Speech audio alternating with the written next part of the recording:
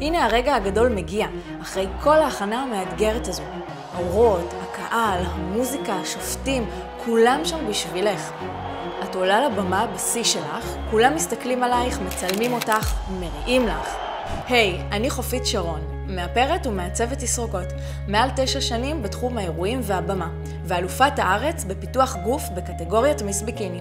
כשאני מתחרה בתחרויות פיתוח גוף, אני מכירה מקרוב את תחושת אי-הוודאות, הלחץ, העייפות, הרעב והמתח שמלווים ביום התחרות. לכן, חשוב לי שתרגישי יפה מבפנים ומבחוץ, כשאת עומדת על הבמה. אני אאפר ואסרק אותך ביום התחרות, ויחד נהפוך לשותפות למסע ולתוצאה. ביום התחרות, הכל חייב להיות מושלם ומוקפד. הלבוש, האיפור, השיער, המראה הכללי הוא סופר חשוב, ויש לו השפעה גדולה מאוד על ניקוד והחלטות השופטים. האיפור והשיער צריכים להיות הכי מחמיאים ומדויקים לקטגוריה הרלוונטית שבה את מתמודדת, והכי חשוב שיתאימו לאופי שלך. כשאת מקיפה את עצמך באנשי מקצוע נכונים, את מרוויחה שקט נפשי לדעת שאת בידיים הטובות ביותר לחוויה שלך. מכאן ואילך נשאר לך רק ליהנות. אל תפספסי את ההזדמנות להיות הכי מיוחדת שיש.